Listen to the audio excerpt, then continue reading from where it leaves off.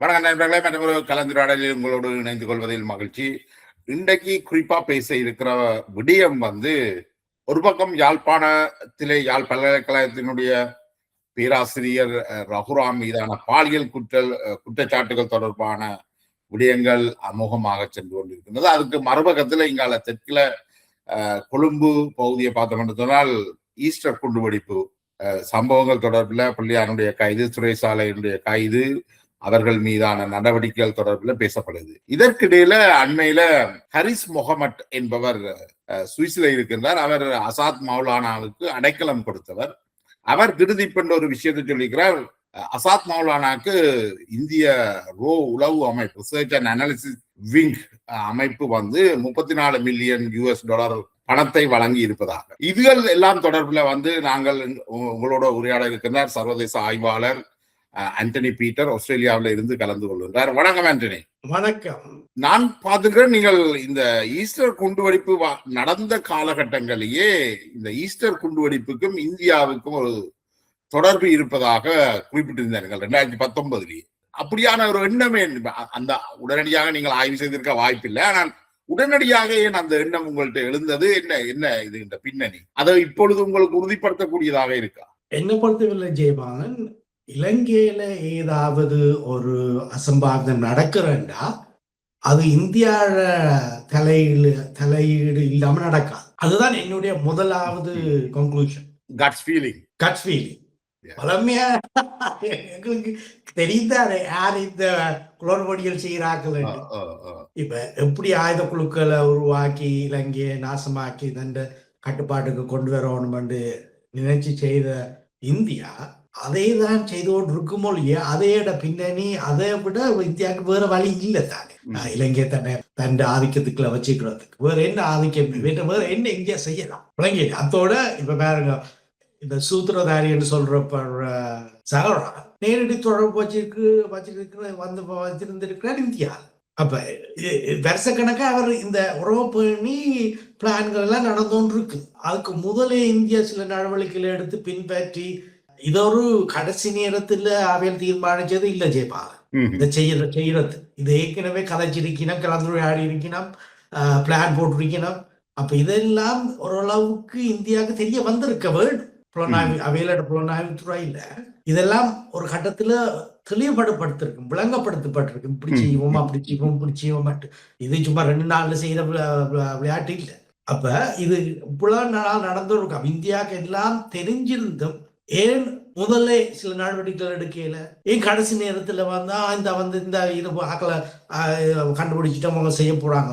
ஏண்டா எல்லாம் செய்து முடிஞ்சு இதெல்லாம் ஆயத்தப்படுத்தி இருக்கேக்க இலங்கை சமாதானத்துல ஆயுத யுத்தம் எல்லாம் முடிவு எங்களுக்கு புலனாய்வு, பெரிய புலனாய்வு தேவையில்லை என்று நல்லாட்சியில எத்தனையோ பேரையெல்லாம் விலக்கி விட்டார். இலங்கையோட புலனாய்வு துறை ஒரு எல்லாத்தையும் உடைஞ்சு ஒரு சுமார் தெந்தட்டாத நிலையில இருந்தது. இது குண்டுவெடிப்பு நடக்க ஈஸியா இருந்திருக்கு. அவங்க சொல்றாங்க என்னன்னா, இலங்கையுடைய புலனாய்வு துறை என்பது இந்தியாவின் புலனாய்வுத்துறை ஒரு நீட்சி தான். அங்க போய் தானே பயிற்சி எல்லாம் எடுத்து வரையணும். அப்ப இது மேல கொத்தபாயான காலகட்டத்துல யுத்தம் நடக்க இருந்த புலனாய்வு வித்தியாசமான, கொஞ்சம் இறுக்கமானது, பேர் இல்லை இன்வால்வ் ஆனது. அதுக்கு பிறகு நல்லாட்சி வந்த பிறகு எல்லாரையும் நிப்பாட்டி தண்டி இதெல்லாம் அவங்களுக்கு இவ்வளவுக்கு தேவையில்லை நிலைக்கு வந்துட்டு இருந்தாங்க. அப்ப இந்தியா செய்யற விளக்கிட்டாலும் இவையிலால கடைசி நேரத்துல ஒன்றும் பெருசா சாதிக்கலாம், நிப்பாட்டி இருக்கலாம். அப்ப இது திட்டவட்டமா இந்தியாவோட பின்னணி தான்.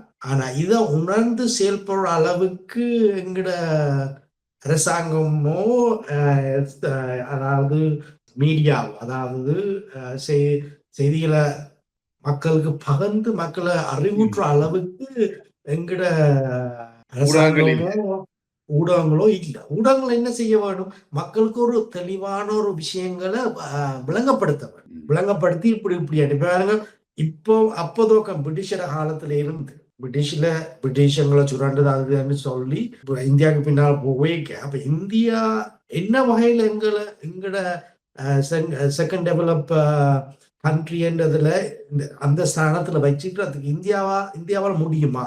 அப்ப இந்தியாவில முடியாட்டிக்கிறாங்களே அதுக்கு பின்னால போவான் நாங்கள் சரி பிடிச்சு சுரண்டுதுன்னு தெரிஞ்சா அவனுடைய கல்வியில தேர்ச்சி பெற்று அவனுடைய ஸ்கில்ஸுகளை நாலேஜுகளை பெற்று அதன் மூலமா தான் நாங்க மேல வந்திருக்க ஒழிய அவன் சுரண்டாண்டு போய் ஒரு உதவாத நாட்டுக்கு பின்னால போறதா அர்த்தம் இல்லை, புத்திசாலித்தனமும் இல்லை. அப்ப அதேதான் ஜெயபாலன் இப்ப நடந்து கொண்டிருக்கு. இப்பவும் ஏதோ கனவுலதானே இப்ப 1998 1948 ஒரு பகல் கனவுல இந்தியாவுக்கு பின்னால போன அதே பகல் கனவு தான் இப்பயும் காண்றாங்க.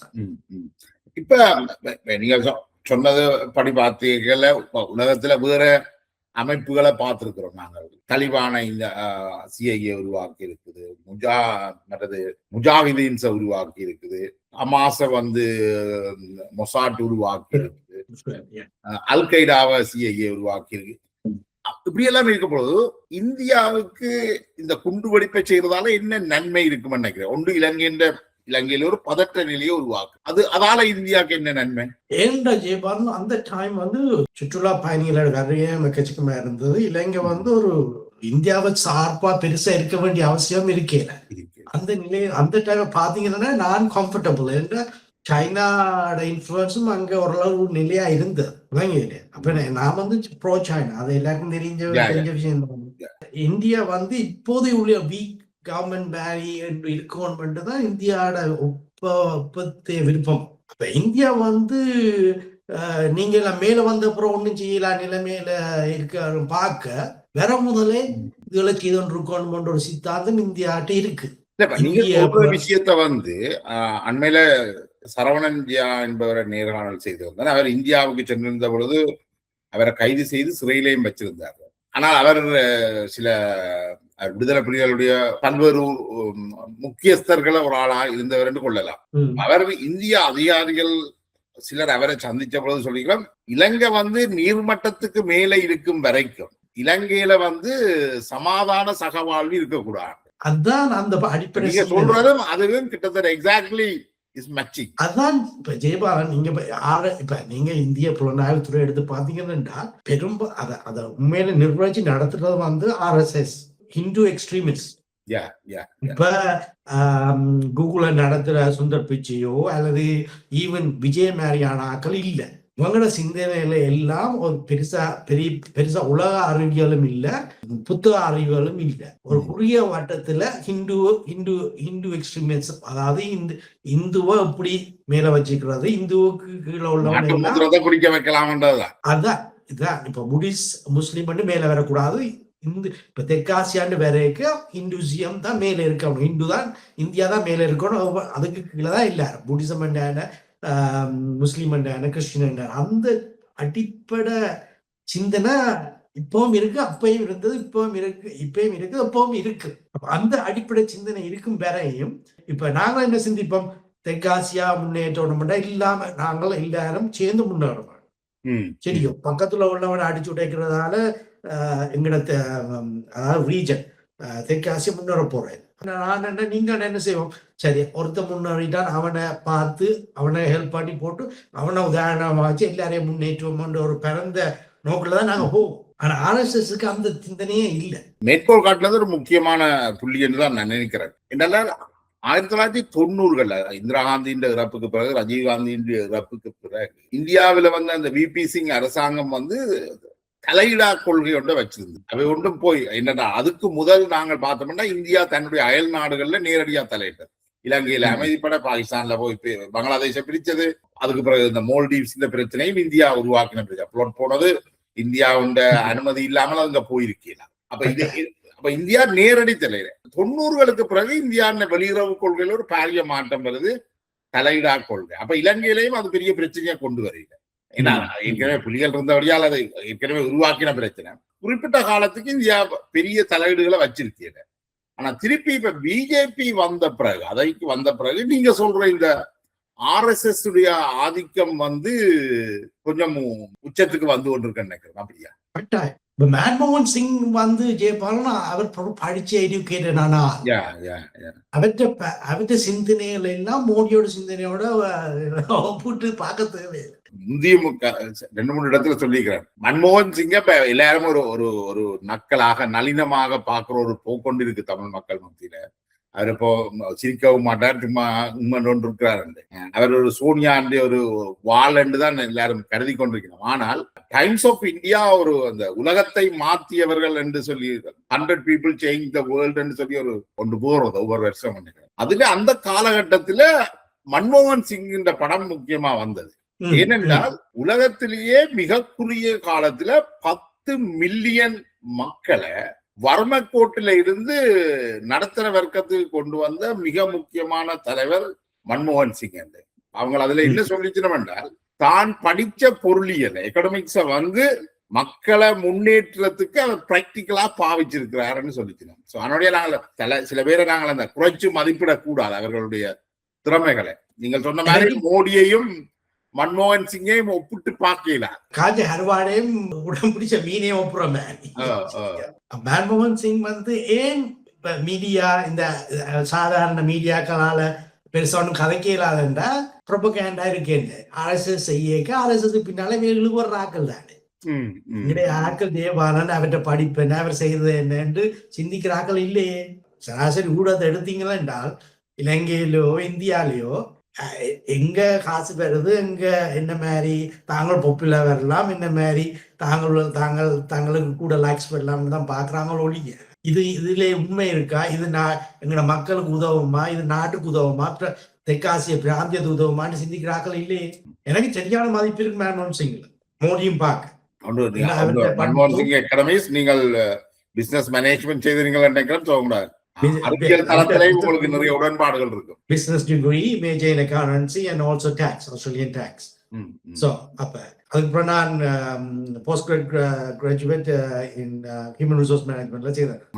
நான் எனக்கு மேனேஜ்மெண்ட் சப்ஜெக்ட்ஸும் செய்திருக்கிறேன், எக்கனாமிக்ஸும் படிச்சுட்டு இருக்கிறேன், டாக்ஸ் விஷயங்களும் எனக்கு தெரியும். அப்ப மன்மோகன் சிங் வந்து அவற்ற பைனான்சியல் இப்ப மன்மோகன் சிங் கேட்க இந்தியாவோட கரன்சி என்ன நிலைமையில இருந்தது, இப்ப மோடி டைம்ல என்ன நிலையில இருக்கு, எவ்வளவுக்கு இந்தியன் கரன்சி விழுந்தோண்டு போகுது. இப்ப மன்மோகன் சிங்கிற காலத்துல இப்படி எல்லாம் நடக்கலையே. அப்ப இதுகளை எல்லாத்தையும் யாரு இது ஒப்பிட்டு பார்க்க இதுகளை தான் ஒப்பிடணும். அவர் சிரிக்கிறார் இல்ல, அவர் கதைக்கிறார் இல்ல, உண்மன் இருக்கிறாருண்டா ஒரு தலைவர் என்றா என்னது செய்யறாருன்றதை பார்த்துதான். அது ஒரு சிக்கல் தானே ஆண்டனி. ஏனென்றால் மக்கள் வந்து ஒருவரை மதிப்பீடு செய்யறதுக்கும் அல்லது மக்கள் மத்தியில் ஒருவர் பொப்புலரா வாரதுக்கும் ஒரு நல்ல தலைவருக்கும் இடையில நிறைய வித்தியாசம் இருக்கு. சில பேர் வந்து தங்களை பொப்புலர் ஆக்கி இருக்கிறார். இப்ப டொனால்ட் ட்ரம்ப் வெரி பொப்புலர், ஆனால் ஷி ஜின்பிங் வந்து வெரி ஸ்ட்ராங் கரெக்டர். அவர் அந்த நாட்டை வந்து இந்த உலகத்தின் வல்லரசு தரத்துக்கு உயர்த்தி இருக்கிறார். ஆனால் இப்ப மோடி வந்து வெரி பொப்புலர் ஷி ஜின்பிங் பார்க்க. ஆனா மோடி வந்து என்னத்தால பொப்புலர் நெகட்டிவ் சைட். ஏன்னா இப்ப பொப்புலர் வேலைக்கு ஜெயபாலன் அந்த அடிப்படை மக்களோட சிந்தனைகள் செயல்கள் என்ன இருக்கு, அவையில சராசரி பூலோபாய நுழைஞ்ச நிலையில இருக்கு. கோடிக்கணக்கான மக்கள் இலங்கை இப்ப இந்தியாவில இருக்கிறோம் சரியும். அவையில சராசரி நாலேஜ் என்ன ஜெயபால்? சும்மா படங்களை பாக்குறோம், யூடியூப்பை பாக்குறோம் தானே. எல்லாட்டிக்கு ஏன் மன்மோகன் சிங்க விட மோடி பெரிய தலைவர் தங்களுக்கு சொல்லிக் கொண்டிருக்கணும். அப்ப மாடிச்சு ஜெயபால். இப்ப ரீசன்ட்லி மோடி மெல்பர்னுக்கு போயிருக்கிறேன். பெரிய ஆர்ப்பாட்டம், அங்க பெரிய ஒரு ஸ்டேடியத்தை இந்தியன்ஸ் எல்லாம் மோடிக்கு. அதை இவையில போய் கேட்டீங்களா, மோடி எல்லாம் போனா பிறகு ஏன் இங்க வந்திருக்கிறீங்க, இந்தியாவில இருக்கீங்களா, ஐயோ அங்க கரப்ஷன், எங்களுக்கு எங்கட பிள்ளைகளுக்கு எதிர்காலம் சொல்லி வந்து போட்டு மோடி வந்தோட ஹாய் ஊயிட்டு என்னத்த சொல்றது இந்த இந்திய சும்மா தற்பரியமா கொள்றதே ஒழிய அந்த நாட்டை ஒரு அடுத்த கட்டத்துக்கு கொண்டு போறதுக்கான முயற்சிகள்ல இல்ல. அப்படி இல்லாத மட்டும்தான் காய்ச்சி கொண்டிருக்கோம். அப்படி இல்லாத சனத்தோட நீங்க என்ன எதிர்பார்ப்பீங்க? மன்மோகன் சிங்குக்கு நல்ல ரெஸ்பெக்ட் கொடுப்பினோம், மதிப்பு கொடுப்பினோம் சொல்லி ஒரு பிள்ளையான விஷயம். ஆனா இப்ப நாங்கள என்ன கதை முக்கியமா நான் உங்களோட கதைக்கணும் என்னன்னா, இப்ப இதுக்கு தொடர்ந்து எங்களோட அரசியல் தலைவர்கள் இந்தியாவுக்கு பின்னால போறதால இலங்கை என்ன நிலையில போகுதுன்னுதான் இப்ப இருக்கிற பாருங்க. சுரேஷ் சாலை இது இலங்கையின் முன்னாள் புலனாய்வு கட்டமைப்புடைய முக்கியஸ்தர், அடுத்தது பிள்ளையார். இவ 2 பேருமே இந்த ஈஸ்டர் குண்டுவெடிப்போட தொடர்பானவர்களாக குற்றம் சாட்டப்பட்டிருக்கிறார். அதே நேரம் இந்தியாவோட இன்வால்மெண்ட் இங்கால ஒரு பக்கம் இருக்குது. அசாத் மௌலானா சுவிஸ்ல இருக்கிறார். அவரை கூப்பிட்டு இந்த விசாரணைகள் மேற்கொள்ளப்படையில்லை. ஆனா சுவிஸுக்கு போய் சில விசாரணைகள் நடந்ததுன்னு நினைக்கிறேன். இப்ப நீங்க நினைக்கிறீங்களா இலங்கை அரசாங்கத்தால இந்த இந்திய பின்னணியை கண்டுபிடிச்சு விசாரணை நடத்த இயலுமா? ஏனாக ஜெயமா இப்ப பாருங்க, எல்டிடி இந்த ஆயுத குழுக்களை வளர்த்தது யாரு? இது குடந்தையா இருந்தது யாரு? அந்த தமிழ் தலைவரை போய் பிடிச்ச வேலாவியல் அவருக்கு இது நடந்ததா? அமிர்தலிங்கம் தான் பிரபாகரனுக்கு பொட்டு வச்சு அது இது எல்லாம் செய்தா.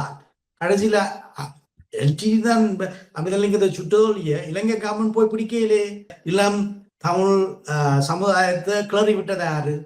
உசுப்பேத்தினது யாரு என்று போய் பிடிச்ச வேலாவே அது செய்யல. அப்ப இலங்கை தமிழ் தலைவர்கள் செய்தது அது ஒரு ஒரு ஒரு பெரிய புள்ள மாதிரி ஜனங்கள் பார்க்கல.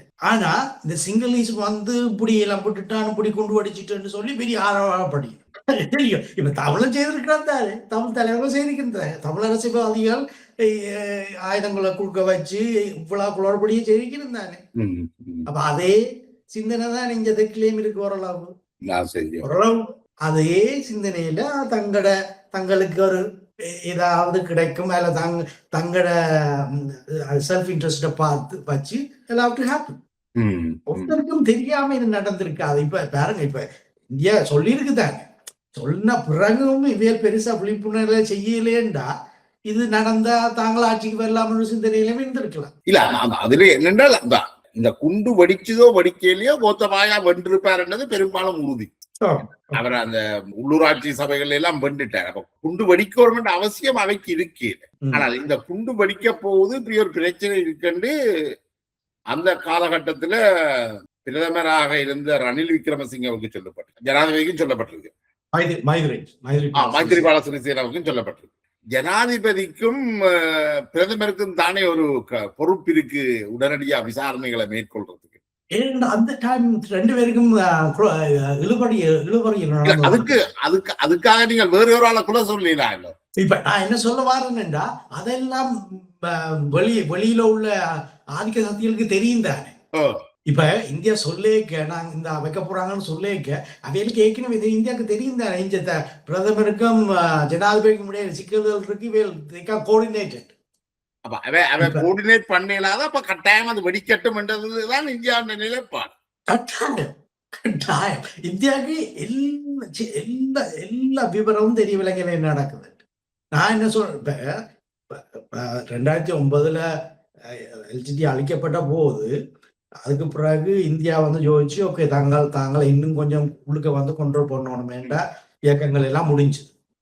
அப்ப யாழ்ப்பாணத்துல இலங்கை இந்திய துணை தூதரகத்தை உருவாக்குறதுக்குரிய செயல்பாடு நடந்துன்றது. அப்ப மஹிந்த அந்த நியூஸ் பேப்பர்ல வருது, இந்தியா கேட்டு இருக்கு, மஹிந்த ஆமோதிச்சிட்டாரு. அப்ப நான் எழுதுறேன், எங்க ஸ்ரீலங்கா எம்பசிக்கு எழுதுறேன், India is going to get close, அதான் என்ன சொல்றாங்க, க்ளோஸ் அப் அண்ட் பர்சனல், அந்த மாதிரி வந்து கிட்ட வந்து உங்களை சுத்தி சில விஷயங்களை செய்யலாம். அப் க்ளோஸ் அண்ட் பர்சனல் ஒரு ஒரு விலை கட்டமைப்பை கூடி இல்ல. அது நீங்க சொல்றது சரி. இப்ப இலங்கை வந்து ஒரு சின்ன நாடு, மிக குறுகிய ஒரு நாடு. அந்த சின்ன நாட்டுக்குள்ள உங்களுக்கு 3 இடத்துல எம்பசி வரணும்ன்ற அவசியம் இல்லை. அப்ப வடக்கு கிழக்க வந்து தன்னுடைய கட்டுப்பாடுகள்ல வச்சிருக்கணும் என்ற எண்ணம் இந்தியாட்ட எப்பவுமே இருந்திருக்கு. வடக்கு கிழக்குல இருக்கிற அத்தனை தமிழ் ஊடகங்கள், தெற்குல இருக்கக்கூடிய தமிழ் ஊடகங்கள் கூட வீரத்தறி உட்பட எல்லாமே இந்தியாவோட கட்டுப்பாட்டுல தானே இருக்கு. இந்தியாவை மீறி அவர்கள் யாழ்ப்பாண பல்கலைக்கழகத்துக்கு சீனா உதவி புலமை பரிசில் கொடுக்கறத கூட தடுக்கிற பேராசிரியர்கள், அங்க இருக்கிற பேராசிரியர்களை வச்சு தடுக்கிறதுக்கு முயற்சிகள் எடுக்கப்படும். அதான் அவ்வளவுக்கு இறுக்கமா வச்சிருக்கணும். அப்ப நான் சொல்றேன், அப்ப நான் இருந்து நான் இலங்கை தூரத்துக்கு விடாத இன்னும் பல சிக்கல்கள் இதுக்குள்ள வேறும். நீ அதாவது நான் அலையன்ஸ் இது கடைசி வரையும் வேலை செய்யாது. இந்தியா இலங்கை நாடுகளுக்குள்ள உருவாக்குனது. அதுக்கு பிறகு western powers hijacked and done all the disasters including suicide bombing and child suicide bombing. அப்ப இவேல் வந்து பெரிய தில்லுமுள்ளா நாட்கள் இப்ப இந்த சைனா வந்ததால்தான் இந்தியா வந்தது, வெஸ்டும் அமெரிக்கா வந்து எல்லாரும் ஹெல்ப் பண்ணது. சைனா விளையாடிக்கு வேல் வர வேண்டிய அவசியம் இல்லை. ஏன்னா சைனா வந்த வழியா தான் வேல் யோசிடம் இலங்கை ஃபுல்லா சைனாவோட சாய போது இதுக்குள்ள தாங்களும் பெறணும். அப்ப சைனா விளையாட்டிக்கு இது பெரிய குளறுபடியா நடந்திருக்கும். சைனா வந்தபடியா தான் இதை ஓரளவு முடிவுக்கு கொண்டு. அப்ப அதை நான் சொல்லி போட்டு சொல்றேன். இனி இப்படியே ஒரு non-alliance ஐடியா விட்டுட்டு சைனாவோட ஃபுல்லா ஒத்துழைச்சு நாட்டை முன்னெடுப்பா. ஆனா அதுக்கு எந்த ஒரு மறுமொழியும் பெறையில அதுக்கு அதை விளங்கி கொள்ற அளவுக்கு தூரத்துல இருக்கிற ஆக்கள் இருக்கணுமோ எனக்கு தெரியாது. அதே மாதிரி அந்த லெட்டர் மைண்டுக்கு போயிருக்குமோ இல்ல போன அப்புறம் இதை விட்டுட்டேனோ தெரியாது. அப்பவே எனக்கு தெரியும் ஜெயபாலன் அந்த சைனா வந்து ஹெல்ப் பண்ண பிறகு திருப்பியும் இந்தியாவோட தூரங்களை வச்சு இந்தியா தூக்கி தலையில வச்சிருக்க போயின மட்டும் யோசிக்க எனக்கு தெரியும். இது ஒரு பெரிய ஒரு கேலி கூத்தா நிலைக்கு வேற போதாண்டு இப்ப பாருங்க என்ன நிலையில இருக்கிறாங்க. இப்ப நீங்க நினைக்கிறீங்களா அந்த காலகட்டத்துல ராஜபக்ச இருந்த காலகட்டத்துல சைனாவோட மிக நெருக்கமான ஒரு உறவு இருந்தது. இப்ப இந்த அறகலைய போராட்டமும் ராஜபக்ச கோத்தபாயாவை கலைச்சதுக்கு பின்னுக்கு சிஐஏ அல்லது அமெரிக்க புலனாய்வுகள் கட்டமைப்புகள் பின்னணி இருந்திருக்க நினைக்கிறீங்க? கோத்தா கோகம் போராட்டம் நடந்து கொண்டிருக்க இலங்கைக்கு போயிருந்தேன். அப்ப நான் பார்த்து அதிர்ச்சி அடைந்த விஷயம் என்ன, கோல்பேஸ்க்கும் போனான், போராட்டம் நடந்தது. அது ஒரு போராட்டம் நடக்கிற இடமா தெரியல. அது வந்து ஒரு சுற்றுலா வந்தவர்கள் மாதிரி தான். அங்க கொக்கோ கோலா கொடுக்கப்படுது, கொக்கோ கோலா இலங்கையில் சரியான விலை, கொக்கோ கோலா கொடுக்கப்படுது, சாப்பாடுகள் கொடுக்கப்படுது. Very is a well organized carnival type of protest. well funded yes yeah. அப்ப அது வெளியில இருந்தா பார்த்திருக்கு. அப்ப நான் திரும்பி வரைக்குள்ள நான் இப்ப இங்க இருந்து வாரம் கொழும்புல இருந்து மோல்டீவ்ஸுக்கு வந்து மோல்டீவ்ஸ்ல டிரான்ஸுக்கு ஸ்டாப் ஓவர். கொழும்புல இருந்து மோல்டீவ்ஸுக்கு அந்த விமானத்துல 200 பேருக்கு மேல பயணம் செய்யலாம். இருந்த ஒரே ஒரு பேசஞ்சர் நான் தான், ஸ்ரீலங்கன் ஏர்லைன்ஸ். இவ்வளவு நட்டத்துல அந்த ஸ்ரீலங்கன் ஏர்லைன்ஸ் பயணிச்சிருக்கும். அது கிட்டத்தட்ட இந்த அறகளை எல்லாமே ஒரு உலக நாடு, சர்வதேச சமூகம், சர்வதேச இந்த மேற்கத்திய நாடுகளுடைய சதியில தான் நாங்கள் எல்லாருமே சீவிக்க வேண்டியது. அதான் உண்மை ஜெயபாலன். அதை நீங்க ஒரு சில தானே அறிஞ்சிருக்கிறோம். நீங்கள் அந்த சேனல் 4 குண்டு வெடிச்சு சில மணி நேரங்களுக்கு பிறகு Krishnan Gurumurthy channel 4 UK channel 4 news reporter அங்க போனார். அன்றைக்கோ அன்றைக்கு தான் நான் நினைக்கிறேன். குருமூர்த்தி கேட்கிறார், இப்படி ஒரு குண்டு வெடிப்பு நடந்திருக்கு என்ன.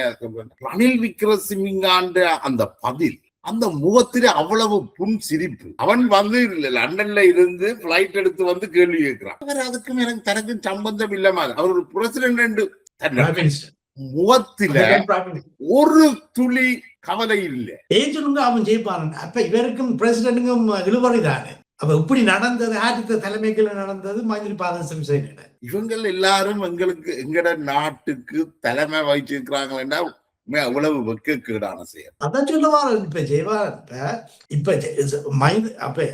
விக்ரமசிங்கே மட்டுமே இல்ல, எதிர்கட்சியா இந்த ஆட்களோட சிந்தனையும் இந்த அப்படி வந்துச்சேன்டா ஜனங்கள் ஓட் பண்ணாலும் தாங்கள் வந்துடலாம்.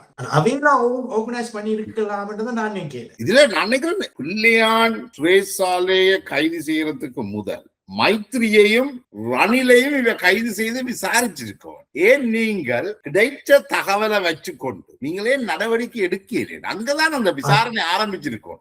அந்த டைம் நீங்க பாத்தீங்கன்னா பெரிய இழுபறி ரணிலுக்கும் மைத்ரிக்கும் இடையே.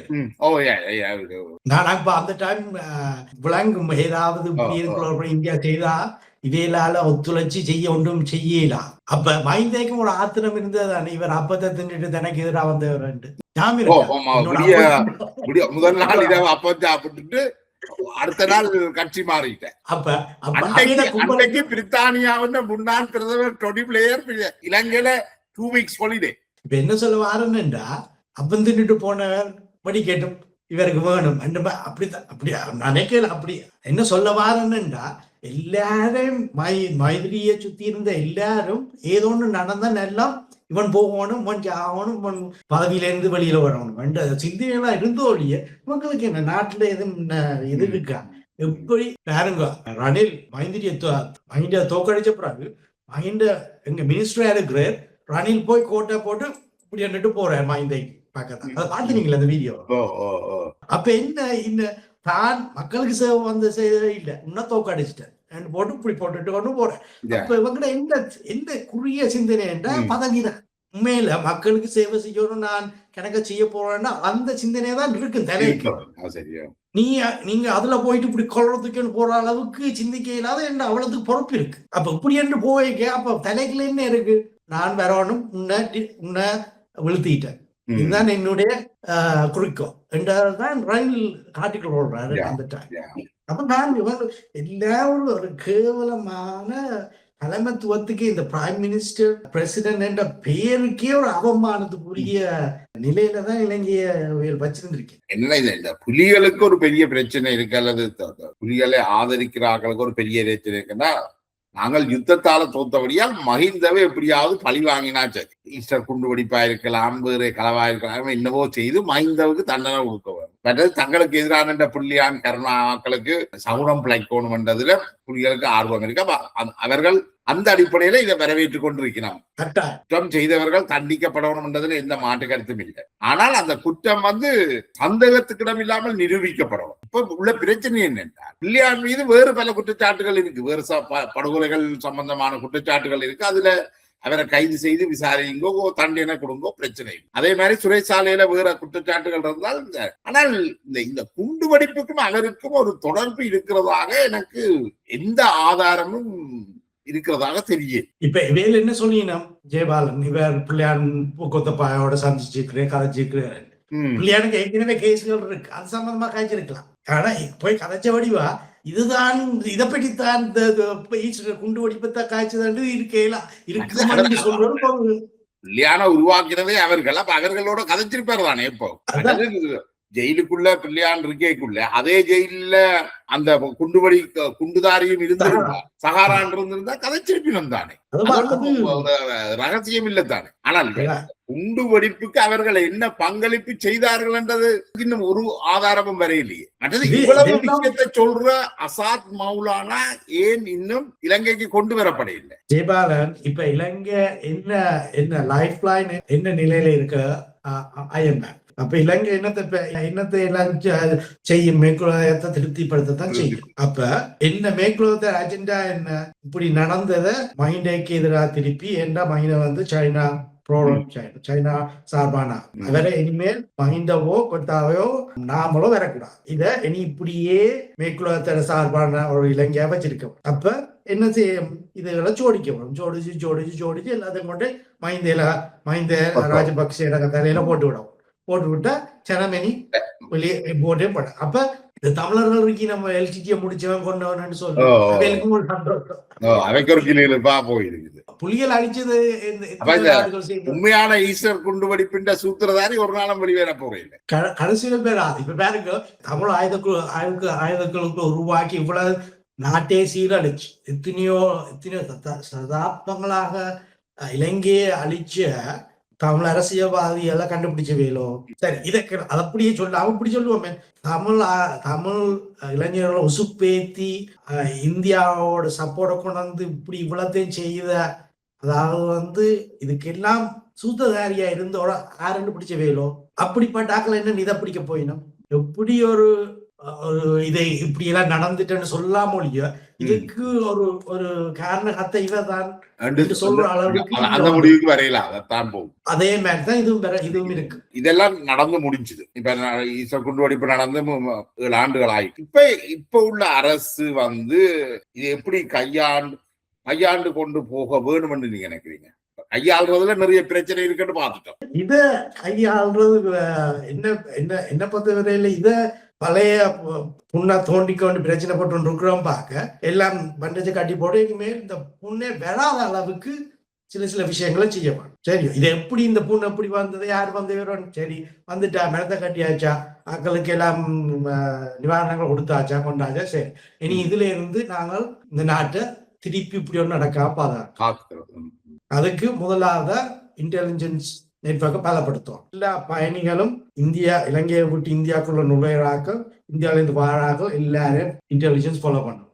எல்லா அடிக்கடி கான்வர்சேஷன்ஸ்களை செக் பண்ணும். அலர்ட்டா இருக்க வேணும். இந்தியா சரியா அலர்ட்டா இருக்க வேணும். எவ்வளவுக்கு எவ்வளவு சைனாட போறேன்னா சைனாவோட ஃபுல்லா ஒத்துழைக்கிற மாதிரி சில விஷயங்களை செய்ய வேணும். சைனாட உள்ள இன்டெலிஜென்ஸ், டிஃபென்ஸ் எல்லாத்தையும் ஓரளவுக்கு நாங்கள் பலப்படுத்தி கொண்டு எங்களை ஒரு மாதிரி டெவலப் பண்ணிக்கொண்டு வர வேணும்.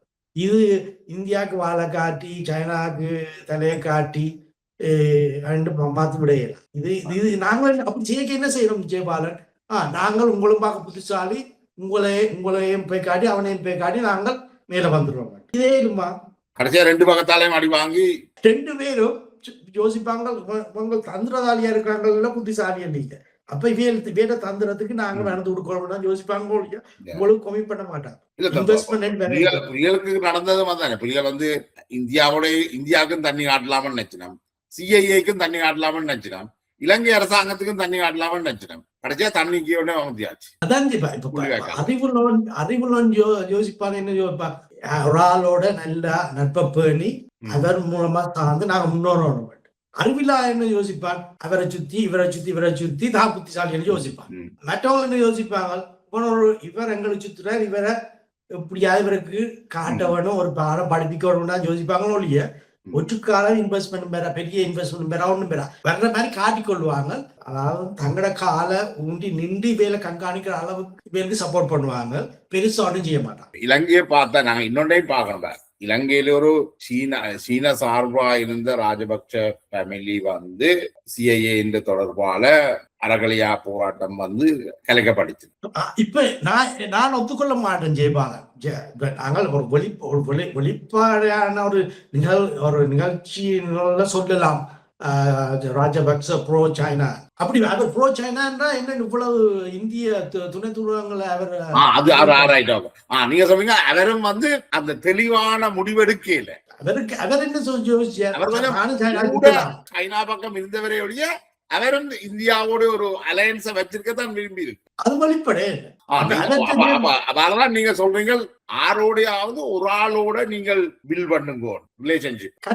அது வந்து இந்தியாவா இருக்கக்கூடாது. என்ன இந்தியாவோட எங்களுக்கு இந்தியாவுடைய அனுபவம் மோசமா இருக்கும். அல்லது இந்தியா வந்து தன்னை தலைமைத்துவ பண்பை காட்டுறீங்க. கட்டாயம் அதோட எக்கனாமிக்கல் எல்லாம் ஒரு ட்விஸ்டட். என்ன இந்த டாடா எல்லாம் அப்படி வாரம் எல்லாம் ட்விஸ்டட்.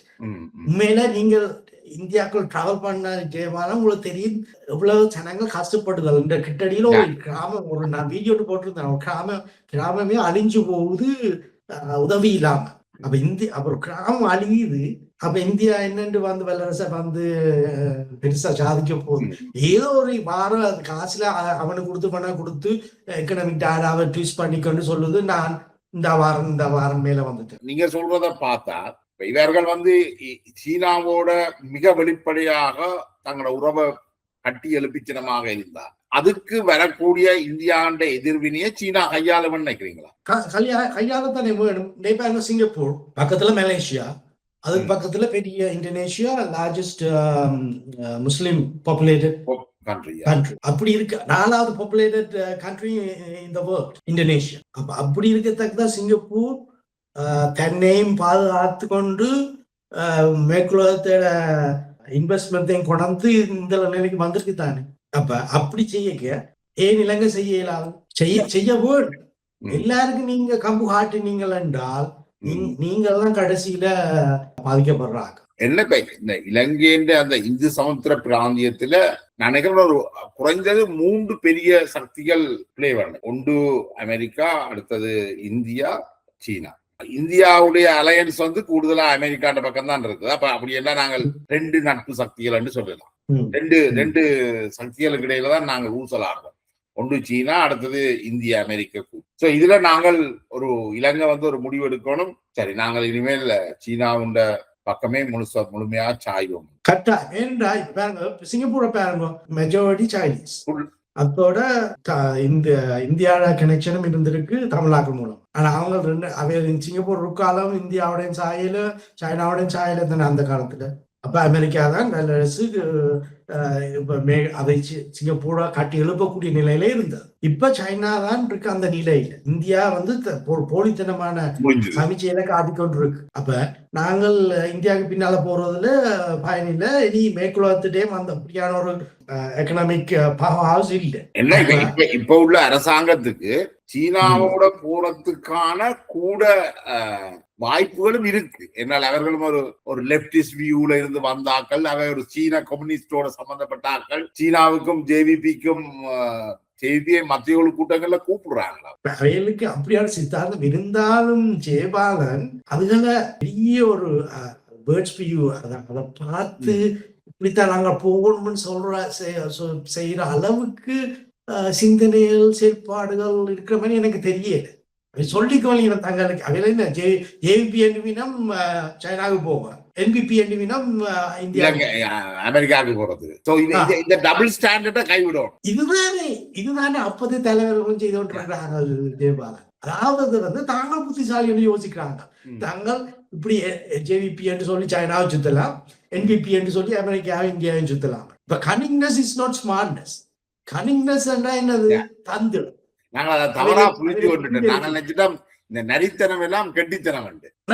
அது இல்ல, அழிவுக்கு அதுவும் ஒரு காரணம். பிரபாகரன் அதுல கிங், அதாவது நரித்தனத்தால தான் நிலவரத்தில்லாம் இன்றைக்கு என்ன நடந்தது? அவருக்கு இந்தியா எல்லாத்தையும் கொடுத்தது, கடைசியில என்ன செய்தார் இந்தியாவுக்கு? இந்தியா கொண்டு விட்டார். அப்படி அதே சிந்தனையில அவங்களே அதே மாதிரி தெற்காசியான்றது வந்து ஒரு அரசியல் வந்து ஒரு சாக்கடை, அது தூர நோக்கி இல்லாத சிந்தனை. அப்ப நான் உண்மையில சப்போர்ட் பண்ணிக்க என்பிபிய ஜெயிப்பிய நான் கணக்கு எதிர்பார்த்தேன்னா இந்த சைனாவோட ஒரு அலையன்ஸுக்கு போவின ஆனா அந்த சிந்தனையே இல்ல.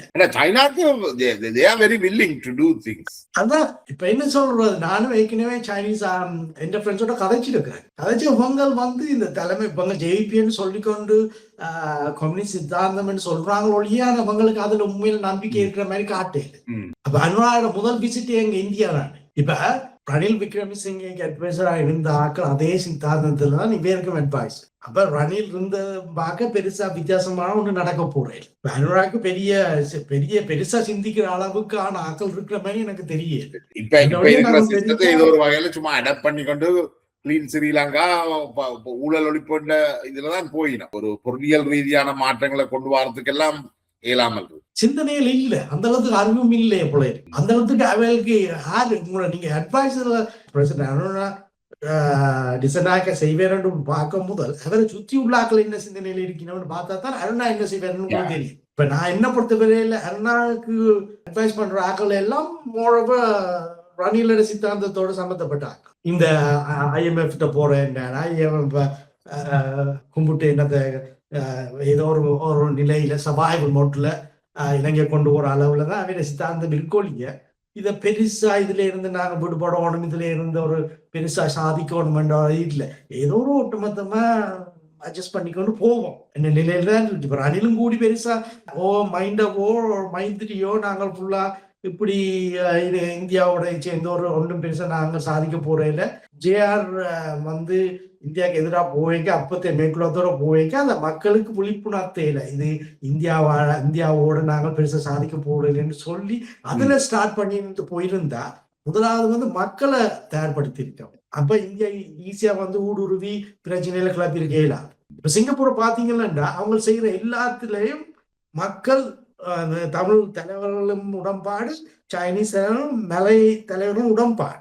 அப்ப அதுக்குள்ள வந்து இந்தியா வந்து குறுக்கிட்டு பெரிய தில்லுமுள்ளல் செய்யலாம். அதனாலதான் சிங்கப்பூர் கூட நிலையில இருக்கு. அப்ப இவையில் யோசிக்கணும், ஓகே நாங்க ஒரு புது சித்தாந்தது போறோம்னா மக்களை தயார்படுத்தணும்னா ஊடகங்கள் ஒரு அறிவுள்ள ஊடகங்களா மக்களுக்கு சின்ன சில ஆர்டிக்கலை எழுதி மக்களை தயார்படுத்தணும். மக்களுக்கு உண்மையில என்னதை செய்தா இலங்கை முன்னோரும் என்ற ஒரு சிந்தனை மக்களுக்கு வேற எல்லாருக்கும் இந்தியா திருப்பி வந்து பிரச்சனையை உண்டு பண்ணணும் ஈஸியா. நான் நினைக்கிறேன் ஒரு முக்கியமான விஷயத்த கலந்துரையாடுகிற வெறுமனே இது ஒரு அரசியல் மட்டும் இல்ல, இலங்கையின் பொருளாதார எதிர்காலத்தை எப்படி மாற்றி அமைக்கலாம், அரசியல் ரீதியாகவும் தக்க வைக்கலாம் என்றதை பற்றி சொல்லியிருக்கிறீர்கள். உங்களோட நேரத்தை ஒதுக்கி எங்களோட வந்து இந்த கருத்துக்களை எல்லாம் பகிர்ந்து கொண்டமைக்கு மிக்க நன்றி ஆண்டனி. நன்றி, வணக்கம். மற்றொரு கலந்துரையாடலில் சந்திக்கும் வரை விடைபெற்றுக் கொள்வோம். நன்றி.